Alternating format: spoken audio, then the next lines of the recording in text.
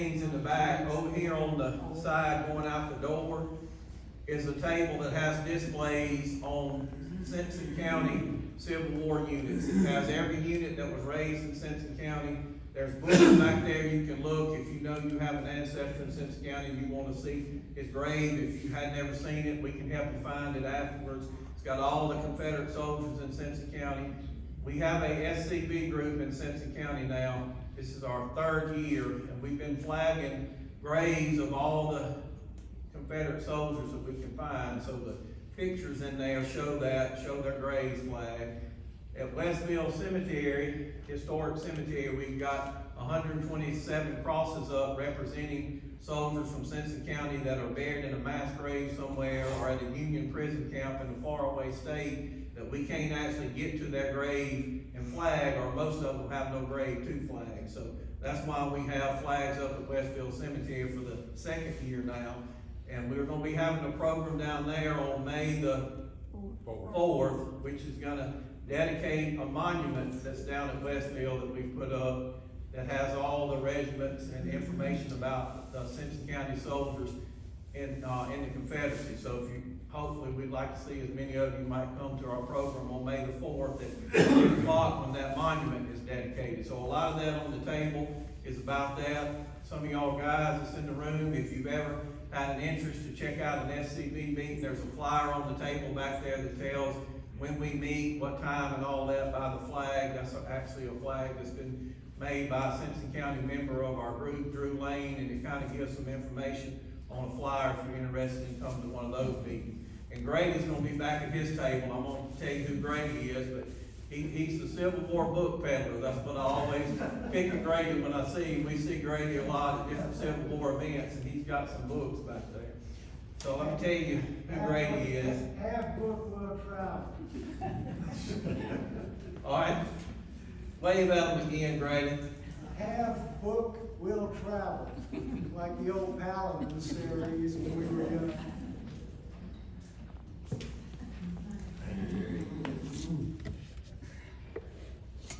Let me make sure I got this pulled up. I'm sorry. All right. Grady Howell is a Civil War author and historian who was born in Biloxi and is a 9th generation Mississippian. He holds degrees in history from Southeastern Louisiana University. As an author, he specializes in the American Civil War and Mississippi events. He has 25 published works to his name so far, including his excellent book, Going to Meet the Yankees, A History of the Bloody 6th Mississippi Infantry, which includes the Simpson County Regiment, Company 8's the Simpson Fencibles, which is actually who our SCB is named after. Also, his recent book is called The History of the 1st Regiment, Mississippi Volunteer Infantry, U.S. Army, and the Mexican-American War in the 1840s. So he's got those 2 books back there, plus a lot of other Civil War-related books and a little bit of other type, different wars and histories books as well. All right. And now let me introduce our speaker tonight. He said I could just say it's Jim, but I'm going to tell you a little bit about him anyway. Mr. Jim Woodrick is a native of Meridian, Mississippi, and a graduate of Millsaps College. In 1997, he joined the staff of the Mississippi Department of Archives and History, where he served in a number of capacities, including Civil War Sites historian, National Park Service liaison, and director of the Historic Preservation. He retired in 2020 as the Deputy State Historic Preservation Officer and continues to work with the State Historical Marker Program. A lifelong student of the Civil War, he is a frequent speaker, highlighting Mississippi's role in the war and a variety of other topics related to Mississippi history. He is the author of the Civil War Siege of Jackson, published by the Mississippi Press in 2016. He and his wife, Margaret, live in Ridgeland and part-time in North Carolina, right? So let's make Mr. Jim Woodrick welcome. Thank you so much. It's a great crowd, and it's good to see everybody here. I hope you're doing well on this beautiful spring day. I got a couple of things I want to say before I do my talk. of all, I have to go ahead and confess that my mother's family is all from Georgetown, which isn't too far away. So I've got Rileses and Ways and Beasleys that I'm kin to over there. Most of them are in the Georgetown Cemetery now. I do have some kinfolk in Simpson County, I'm pretty sure. I don't know if they've gotten out yet, but the parole officer might get them out. Second of all, I'm due for knee surgery pretty soon. So I asked for and got this wonderful little stool. I'm gonna try to stand up, but if you see me sitting, it's because I just can't do it anymore. So please understand. Also, I've got a couple of places on my shirt where I dropped food earlier. And I decided instead of trying to rub it out, I was just gonna take it as advertising. Because me and my buddy from Archives who came down tonight went to Zips. And man alive, if you hadn't been to Zips and had their hamburger, I'm here to tell you, that's a good hamburger. So there's some of it right there. And finally, and I want to say greetings to my old friend Grady, and I do mean old. I knew him when he was good looking and had dark hair. No, I don't think I've ever known you when you were good looking. No. I knew you when you had a memory. We've had a lot of good times through the years. I do want to prepare you ahead of time. I'm not just talking about Grierson's raid in Simpson County. That would be a pretty short talk, to be honest. So I'm going to talk about the whole raid. So over the next 3 hours or so, I'm going to... What?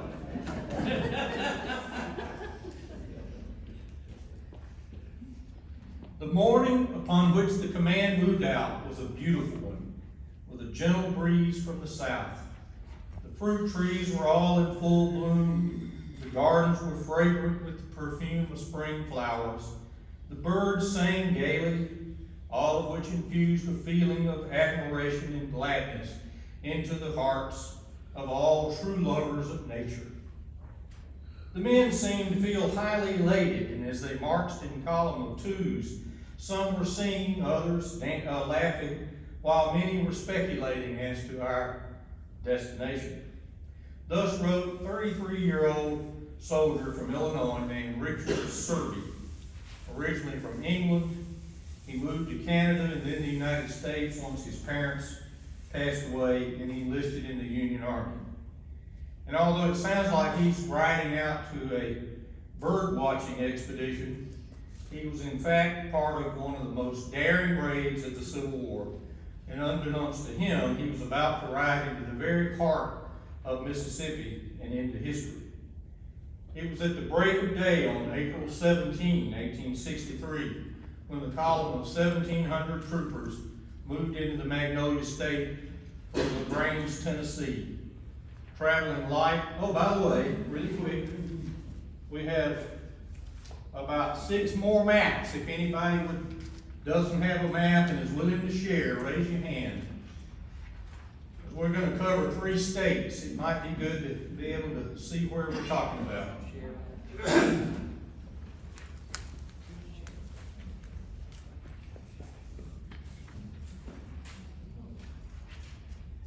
Traveling light with just 5 days' rations and 40 rounds of ammunition per man, most of the cavalrymen thought they were headed to Columbus, Mississippi, but they were wrong. In fact, only a handful of officers knew the real destination and purpose of the raid, and it was a bold one indeed. The idea for the raid was Ulysses S. Grant, whose Union Army of the Tennessee was across the Mississippi River in Louisiana, looking for a way to cross the river and capture Fortress Vicksburg. To help him do that, Grant reckoned that he needed a diversion to distract Confederate Lieutenant General John C. Pemberton's attention from the river crossings. For this important task, Grant chose Benjamin Grierson to command the expedition. Born near Pittsburgh, Pennsylvania, Grierson was the youngest of 5 children. At age 8, he was kicked and almost killed by a horse, and wore a beard for the rest of his adult life to cover a deep scar on his face. In 1851, he became a music teacher and a band director in Jacksonville, Illinois. He married a young lady from Ohio. Here's Benjamin Grierson, by the way. The couple had 7 children, 4 of whom lived to adulthood. In 1861, Grierson, who was then 37 years old, joined the Army, and by 1862 was colonel of the 6th Illinois Cavalry. Now, despite his encounter with a horse when he was a child, he was not, contrary to popular belief, afraid of horses. In fact, he developed into a good cavalry officer, and he clearly had the confidence of the commanding general. It seems to me, Grant wrote, that Grierson, with about 500 picked men, might succeed in making his way south and cut the railroad east of Jackson, Mississippi. The undertaking would be a hazardous one, but it would pay well if carried out, end quote. When Grierson's column left LaGrange, Tennessee on April 17, his command included his own cavalry brigade, which consisted of 3 regiments, the 6th Illinois, 7th Illinois, and 2nd Iowa, plus an artillery battery with 6 light guns. Force had obviously increased from the 500 that Grant had envisioned, but the primary target of the expedition would be the town of Newton, sitting astride the railroad between Meridian and Vicksburg. Here, Grant hoped that Grierson could not only destroy the tracks of the Southern Railroad of Mississippi, but perhaps even move east and destroy some of the railroad of the Mobile and Ohio near Meridian. And to give Grierson's raid an even better chance of success, Grant also ordered raids into North Alabama and Western Tennessee, which had the added advantage of drawing off a certain Nathan Bedford forest. He didn't want Forrest chasing around Grierson. And in Mississippi, Lieutenant General John Pemberton had about 50,000 men in all, the bulk of which was, of course, around Vicksburg. His command included 2 cavalry units under the command of Colonel William Wirt Adams, who was stationed at Port Gibson, while another force was at Port Hudson, Louisiana, under Brigadier General Franklin Gardner. Additional cavalry units under William W. Loring, James Chalmers, and Daniel Ruggles were posted around in North Mississippi, but the truth is that Pemberton was woefully deficient in mounted troops, and he needed much more cavalry for such a large area. And you can lay blame on Braxton Bragg and Joseph E. Johnston, right, Grady, for that. After entering Mississippi, Grierson camped on the first night near the town of Ripley on the Ellis Plantation. And of course, the soldiers stripped it bare of anything to eat. That's just what they do. The next day, as the column headed south, Grierson sent Colonel Edward Hatch in the 2nd Iowa east toward the Mobile and Ohio to cause as much damage as possible to the railroad. Thus far, they had encountered no Confederates. But as they approached New Albany, they ran into a detachment of Confederate cavalry, which fired at the advance. Hatch in the 2nd Iowa also ran into pickets of the 1st Mississippi, a unit of state troops. Grierson's raid had been discovered. Of course, they easily brushed aside these scattered units of Confederates, and Grierson's men entered New Albany, where it started pouring down rain. They also captured some rebel scouts who revealed that the 2nd Tennessee Cavalry under Lieutenant Colonel Clark Bartow was less than 20 miles away, while the 18th Mississippi Cavalry was just a few miles to the northeast. Bartow was a native of Ohio, but moved to Tennessee just before the war and enlisted with the 7th Tennessee Cavalry. He was a teacher and a rather vitriolic newspaper editor. Bartow was described, quote, as a very cool man, but impetuous in action.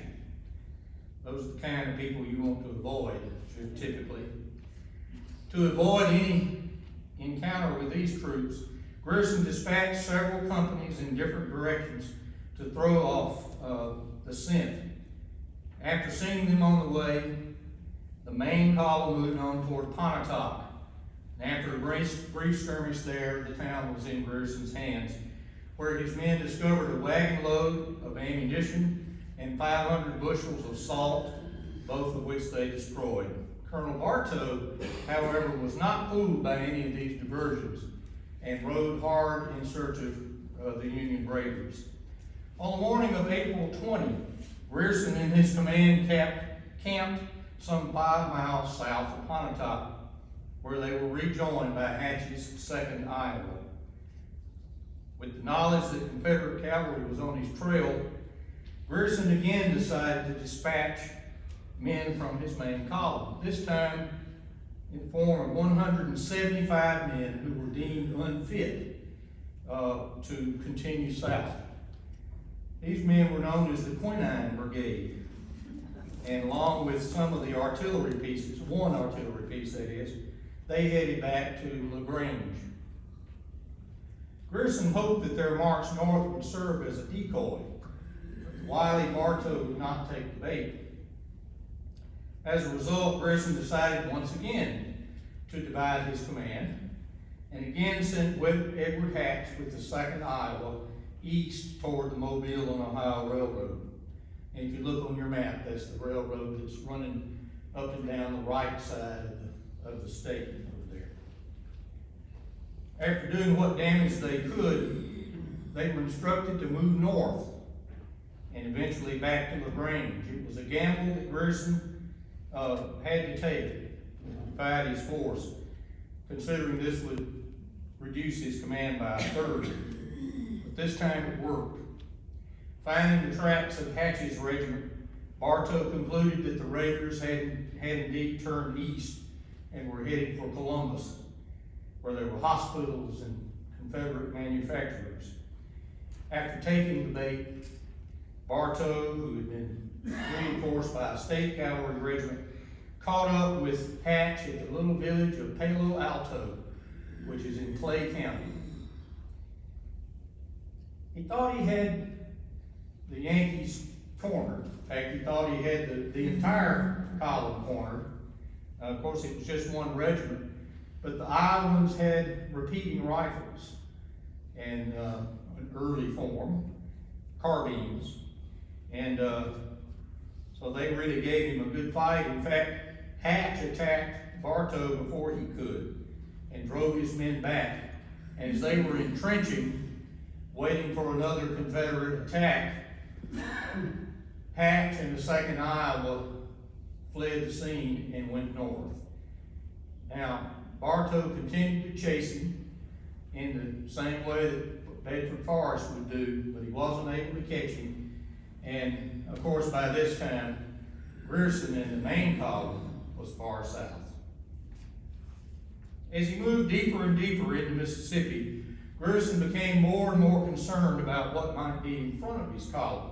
And so to this end, Grierson asked for volunteers to serve as scouts, dressed not in uniform, but in civilian garb.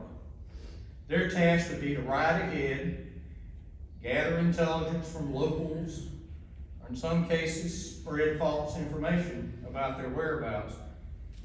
They were dubbed the Butternut Guerrillas. This was a group of 8 men led by Sergeant Serby, and they would prove quite useful to Grierson. Now, they were taking a big gamble here, because if you were caught as a soldier in Confederate garb, you were going to be hung. There's no question about it, as a traitor or a spy or whatever. And in fact, other Union commanders had asked to be able to do the same thing, and they were told no. But Grierson took it on himself to do it, and they have come down to us in history. Mainly because Richard Serby wrote a wonderful memoir after the war and touted the adventures of the Butternut Guerrillas. The raiders entered Starkville on April 21st, where they seized some Confederate mail and destroyed some supplies. Grierson was alarmed, however, to learn that the people in town knew he was coming. So he decided to send yet another diversionary force, this time a single company commanded by Captain Henry Forbes, who was a farmer and a teacher from Illinois. Forbes led his small force toward Macon, where he found lots of Confederates. And unable to get through there, he eventually made his way by circuitous route. If you look on the map, you'll see all kinds of doubling back that he did there. He eventually made it to Enterprise, Mississippi, which is below Meridian. And he found a large Confederate camp there. Knowing he was heavily outnumbered, Forbes did a bit of play acting. And he told the Confederate officer that came out to meet him that he was facing an entire brigade of Union cavalry and demanded the surrender of the place. Well, the officer was Colonel Edward Goodwin of the 35th Alabama, who was actually from Aberdeen, Mississippi. He was apparently impressed with his acting ability and asked for an hour to consider the surrender demands. Forbes agreed magnanimously and then used the hour to get away. So they rode hard to the west, trying to find Grierson so they could link back up. But by the time the troops at Enterprise realized that they had been duped, he was long gone. Grierson, meanwhile, continued to move toward Newton Station, which was his object, if you'll recall. Passing through Louisville, the Butternut Guerrillas captured a key bridge across the Peril River, and then swiftly rode into Philadelphia, where they broke up a small home guard. Now they were just 30 miles or so from Newton, and so they pushed on through the night and entered Decatur, where when the 7th Illinois decided to ride ahead and scout the defenses at Newton. Surprisingly, there were no defenses. There was no Confederate camp. There were no pickets. Pickets, by the way, y'all know what pickets are in Civil War terminology? They're like, what? Guards, yeah. Advanced guards. There were none visible, so Newton was ripe for the taking. And so a detachment of 200 men rode into Newton Station and captured the town, including a large hospital filled with wounded and sick Confederates. Just as they arrived, the Federals saw the puffing black smoke from a freight train arriving from the east. Taking cover, the raiders allowed the train to pull into the station. It was a 25-car train filled with ammunition and supplies, just bound for Vicksburg. And about the same time, another train approached. It was a 13-car freight and passenger train. Both trains were captured. It sounds like something from a Western movie. They jumped up in the cab and at pistol point, got the engineers to surrender the train. After they removed the passengers and their baggage, they moved the trains down the track and away from the hospital and blew them up. And with all those shells and ammunition on board, Grierson, who was still some miles away, thought a major battle had ensued. But when he arrived in Newton, he was relieved, of course, to learn the truth of the matter. Now, at this point, I want to get a hand count. How many of you have seen the great movie, The Horse Soldiers? All right. Well, the rest of you need to watch it. If you like John Wayne, it's a good one. It is based entirely on Grierson's raid. No, it's based very loosely on Grierson's raid. In fact, if you've seen the film, there's very little in it that measures up with what actually happened. By the way, it would be a really great movie if somebody would redo it accurately. But there's a scene from Newton Station where there are boxcars arriving and Confederate troops pour out of those boxcars into the street and start fighting. None of that happened. The only Confederates were too sick or wounded in the hospital to hardly lift their arm, and the other folks were civilians. But what Newton did have, and what really concerned Grierson the most, was a telegraph office. And so one of the things he did quickly was seize the telegraph office, cut the telegraph wires, and then he ordered his men to burn the bridges and trestles on either side of town and set fire to a warehouse containing 500 rifles or so and a large number of uniforms. By 2 p.m., they were done with the destruction in Newton. And Benjamin Grierson had achieved the object of the raid. He was done. But now what?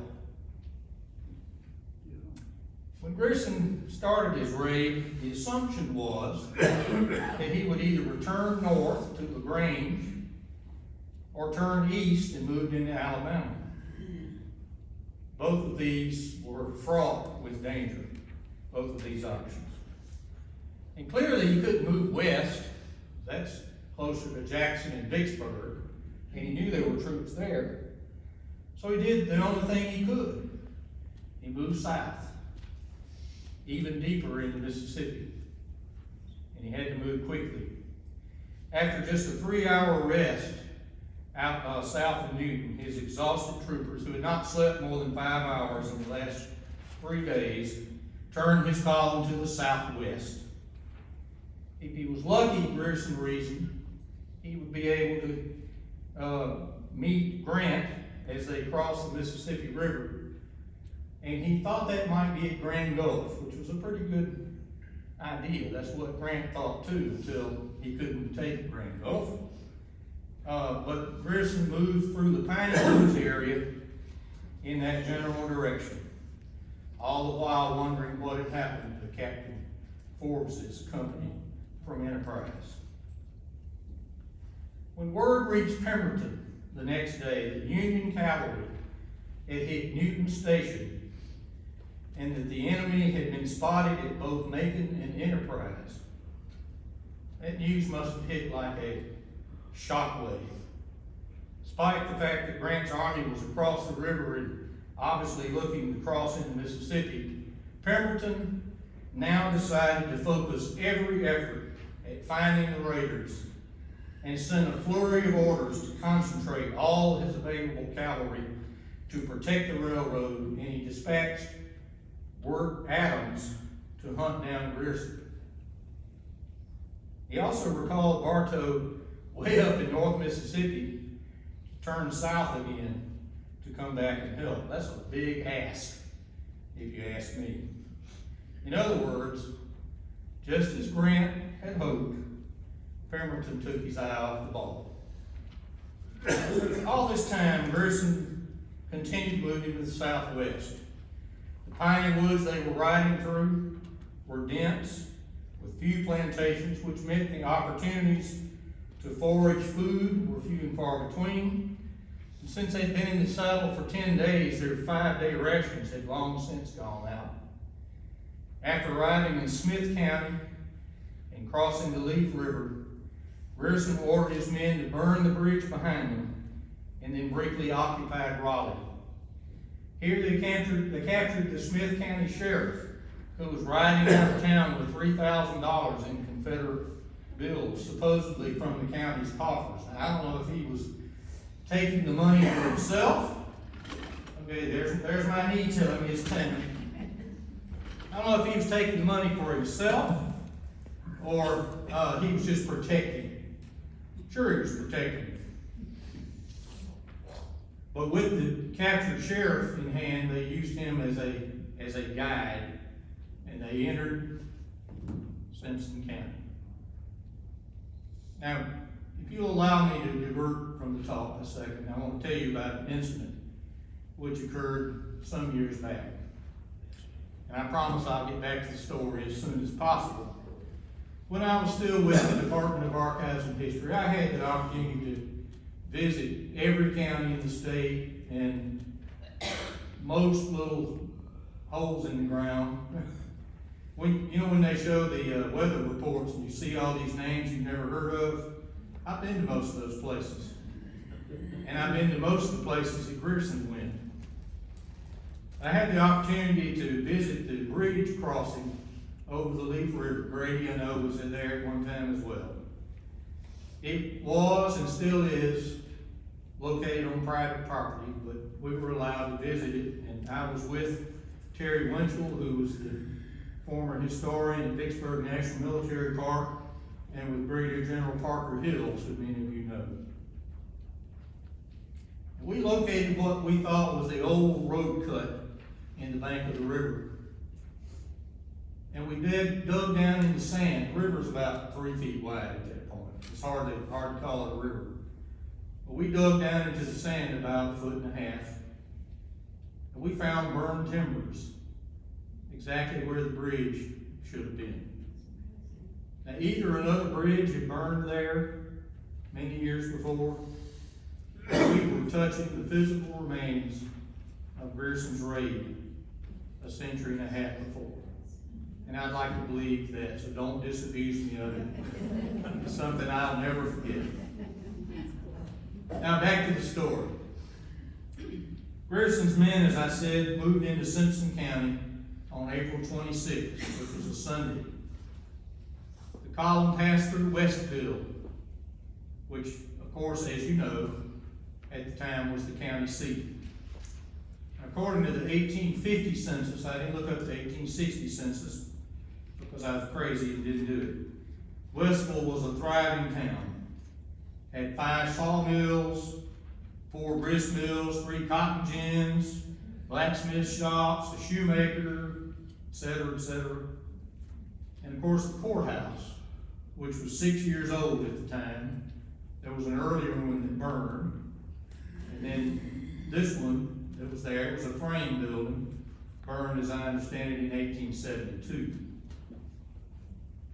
But despite it being the county seat, I couldn't find any evidence that Grierson's men caused any damage in the town. And I suspect there's a good reason for it. Pardon my French, but he was trying to get the hell out of Dodge. He was trying to get to the Peril River and to Hazelhurst, where he could get astride the New Orleans, Jackson, and Great Northern Railroad. So rather than spending time in Westville, the column moved west to Williams Plantation. The owner was a certain George Washington Williams, who was an officer in a local militia, and he happened to be at home. And whether he liked it or not, his house became a Union headquarters briefly while they planned their next course of action. Now Grierson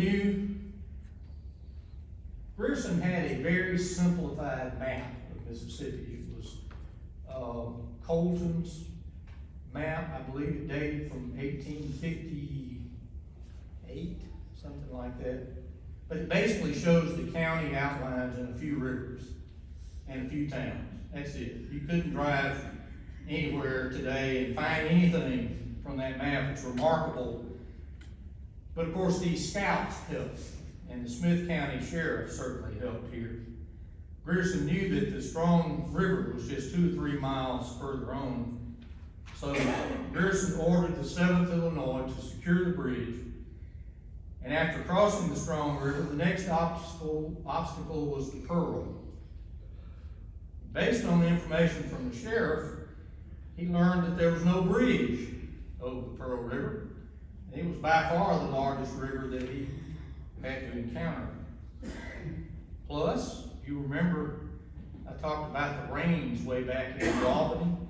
The rains had continued off and on throughout the expedition.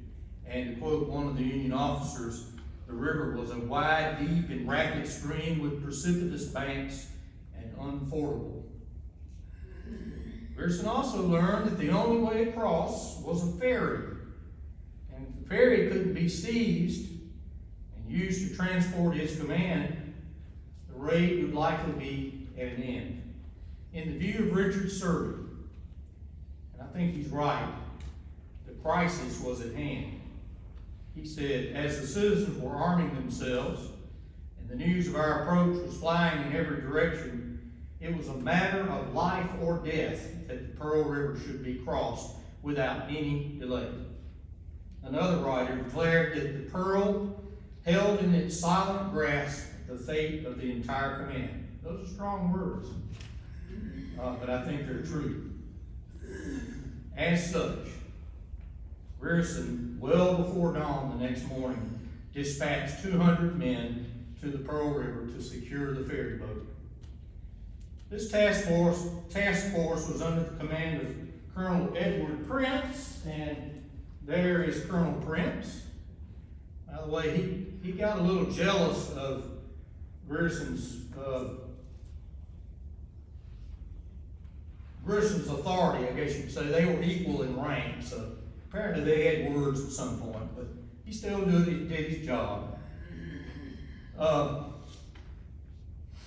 But early the next morning, he commanded him to move on to the Peril River and see what they could see. They moved through the dark river bottoms, and the riders got in sight of the river crossing and found to their dismay that the ferry boat was on the other side of the river. Luckily, they could see no Confederates on the shore. So Colonel Prince had an idea. Maybe I can get someone to cross the river on a good, strong horse. And he got a man to volunteer. So he got in the river on the horse and wound up way downstream and almost died in a quicksand, some quicksand. He lived, but all that commotion on the other side of the river alerted the ferry operator that something was going on. So he called over there and asked them if they wanted him to bring the ferry boat over. Prince, I'm sure, thought, well, I can't believe it. But he didn't think if he called out to him, the jig might be up, because he knew he was a northern man. By the way, several accounts said that the ferry operator called out in a North Carolina accent. I'm not sure exactly what that is, but it must have been distinctive from a Simpson County or a Copiah County accent. I'll have to, when I go up to North Carolina later this week, I'll have to ask somebody to talk to me and see if they sound funny.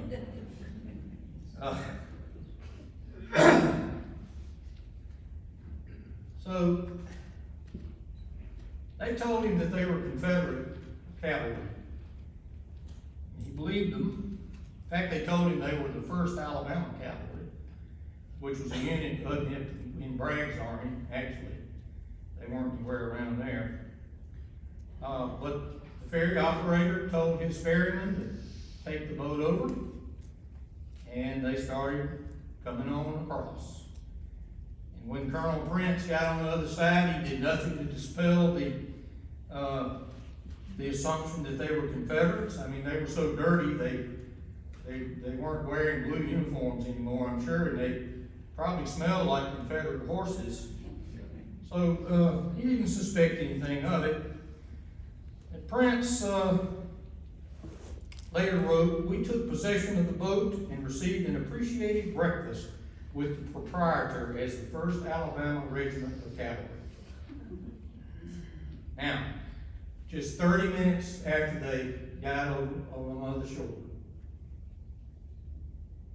a courier arrived with orders from Jackson that the ferry should be destroyed, as there were Yankees headed that way. 30 minutes. Only after Grierson's entire command had crossed and on their way to Hazelhurst did the ferry operator learn to his dismay the true identity of his customers. Now, before Grierson was able to complete the river crossing, which took several hours, Captain Forbes arrived. After bluffing his way out of a trap at Enterprise, Forbes and his company had ridden some 300 miles across 10 different counties, all the time contending with Confederate patrols and flooded rivers, and he made note to Grierson, all the bridges you burned behind you. lost company had arrived just as the last few men of Grierson's command was crossing the Peril. If it had been an hour later, Forbes and his men would have been trapped on the east side of the Peril. Finally across the river, Edward Prince and 2 battalions under his command headed toward Hazelhurst, where the New Orleans, Jackson, and Great Northern Railroad passed through town.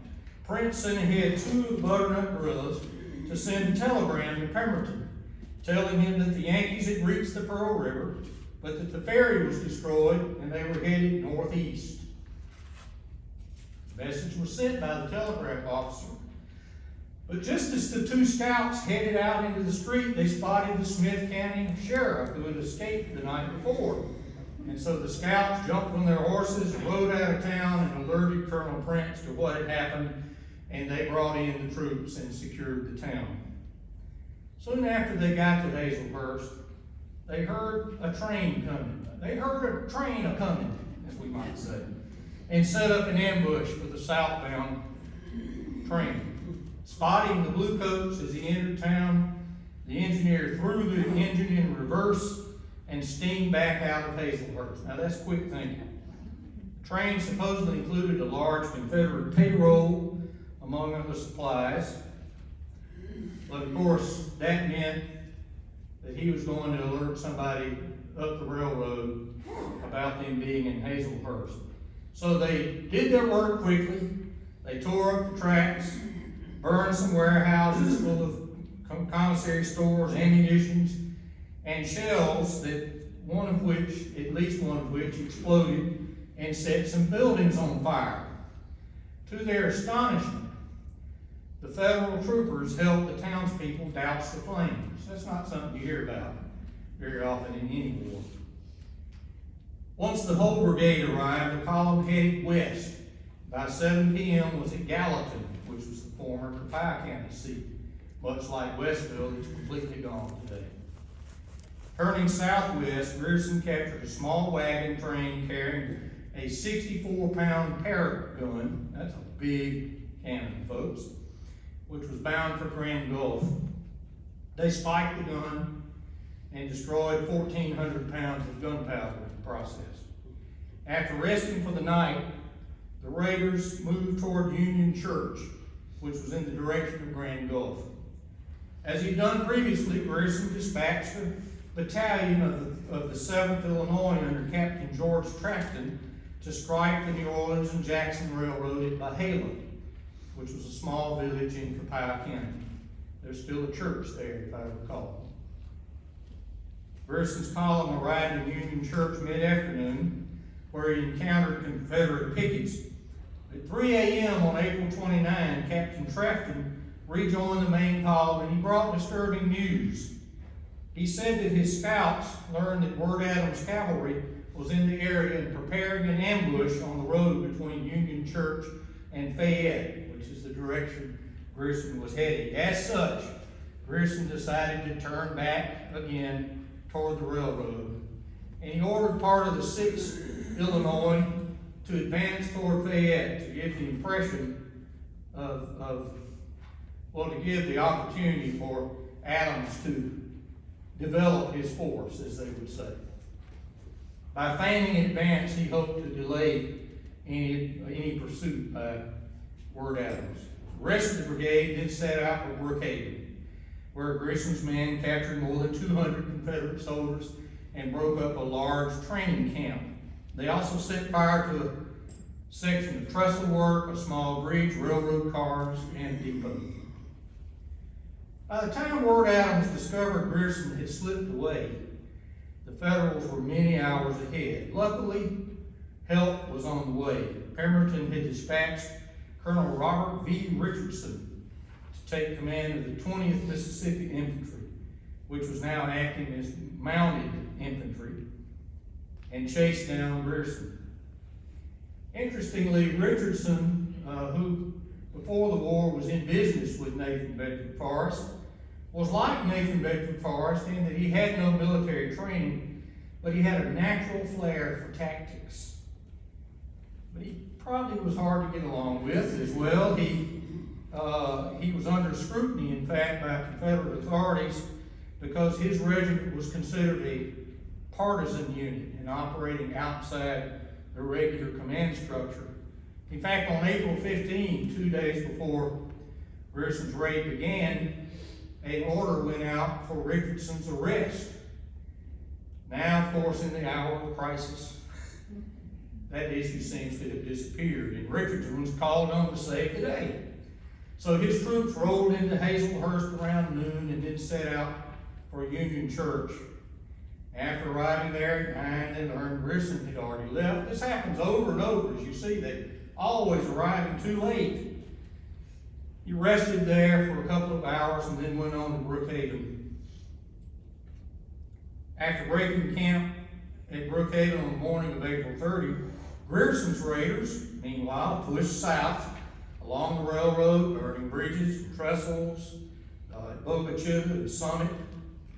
And at Summit, he was informed incorrectly that their rebels had a strong force at Osika.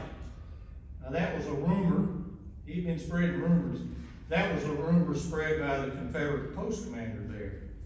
So Grierson decided to abandon any effort to try to join Grant, and instead sought to save his command.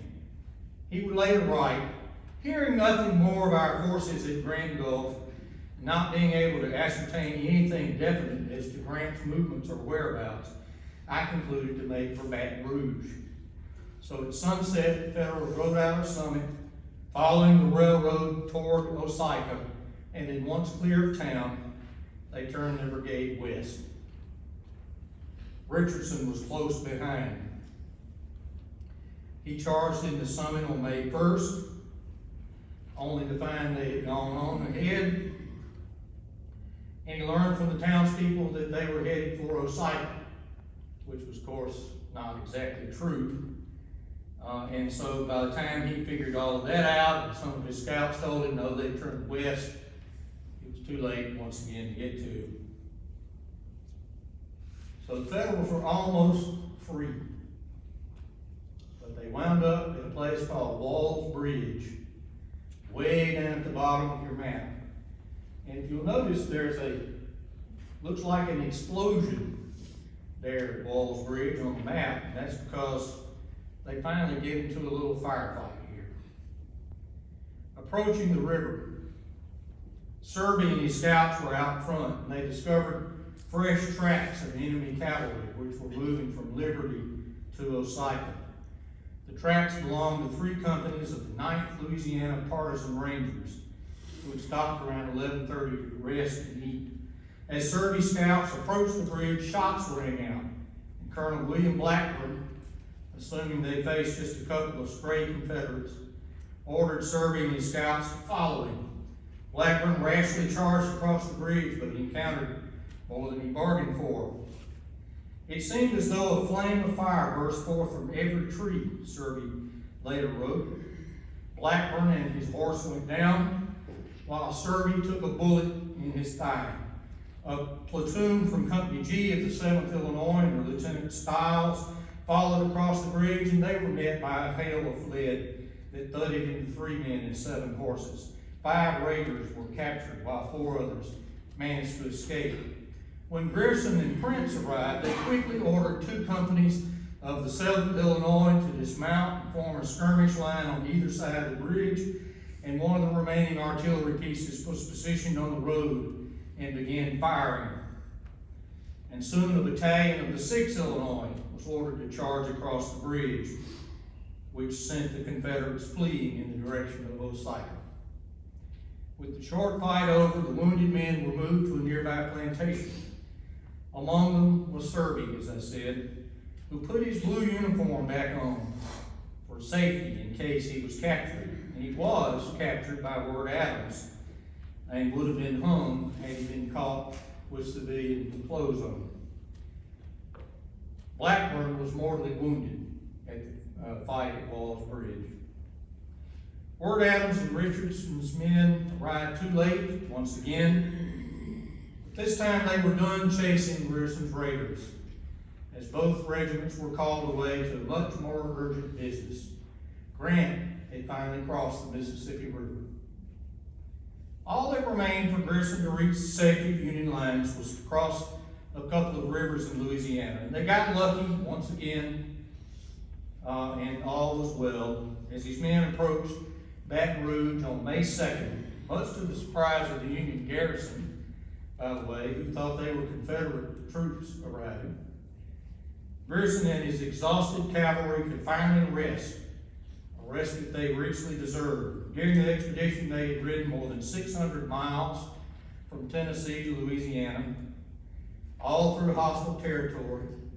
They tore up railroads and burned cross ties, burned Confederate storehouses, destroyed locomotives and commissary stores, ripped up bridges and trestles, burned buildings, and inflicted 10 times the casualties they received, all the while confusing the Confederates as to his whereabouts, intent, and direction. Total casualties for Grierson's brigade during the raid were 3 killed, 7 wounded, and 9 missing. 5 sick and wounded men were left behind along the route, too ill to continue. Grierson reported, you have to take these reports with a grain of salt, but he reported that his men killed and wounded 100 Confederates, captured 500, which were all immediately paroled, by the way, destroyed between 50 and 60 miles of railroad, destroyed over 3,000 stands of arms, the 64-pounder cannon, and captured 1,000 horses and mules. More importantly, Grierson's raid accomplished the mission of distracting Pemberton when he most needed to watch the Mississippi River front. In that regard, Grierson's raid through Mississippi paid well, just as Grant had hoped. When the sun rises tomorrow, it will be 161 years since Grierson's raiders thundered into Newton Station and made history. If you'd like to learn more about the raid and maybe find out all the lies that I've told you tonight, there are some good resources out there. The most recent being Dr. Timothy Smith's book, The Real Horse Soldiers. You can, of course, get that on Amazon just like you get everything else. I thank you for your very kind invitation for me to speak to you tonight. I'll be glad to take questions if you have any. And I also want to congratulate each of you for taking part, it's a great crowd, taking part in the bicentennial celebration of Simpson County. And I look forward to seeing all the other good things that you're doing. Well, first of all, are there any questions? I think I've stung them again. Yes, sir. How many cavalry were in this raid from the Union forces? They started out with 1,700. It's kind of hard to figure out exactly how many they wound up with, but they dispatched the entire 2nd Iowa, so that was part of it, and then 175 men in the Quinine Brigade. And best guess is maybe 1,000 men when they finished, or so, which in the earliest days of the war, as Grady knows, that would have been a full-size regiment, 1,000 men. I don't know if any regiment ever actually had 1,000 men, but that was the goal. And as it came from Simpson County, was there a road system that they followed, or do you have that information? I think it's basically the highway, what is that highway that goes from Pinola to 28. I mean, the new roads deviate somewhat when they go down into low areas. You'll almost always find an old road up on a ridge, but I think it's generally that way. Yes? Did he eventually meet up with Grant in Vicksburg, or did he go on? No, that's a good question. No, Grierson's brigade wound up fighting at Fort Hudson since they were down there. I don't know if they wanted to, or if who was that down there? Banks? Or General Banks, made them stay. I don't know, honestly. Grant could have definitely used them. He didn't have much cavalry either in the Vicksburg campaign. Anybody else? All right, I thank you again, and before I go, sorry, I'll let you clap if you want to do that. I really appreciate it. Thank you. I'd like to call up just for a brief moment, my dear friend, Brother Rogers, who is with the Department of Archives and History and with the Program and Communications Division. He wants to talk to you about a very important organization. Great, thank you, Jim, and I just wanted to invite you to join the Mississippi Historical Society. You wouldn't be here tonight if you were not interested in Mississippi history. You can Google it and join it online. I've got brochures if you're interested. You will get the Journal of Mississippi History, which has the latest academic scholarship about Mississippi history. You'll get a discount to come to the Mississippi Historical Society annual meeting, and you'll get the newsletter that comes from the Mississippi Department of Archives and History. So if you like history and you want to join the Mississippi Historical Society, come see me when we're over. Thank you, Jim. All right, thank you so much. You have any parting words? Let me say a couple. All right. Thank you. Let's pick another.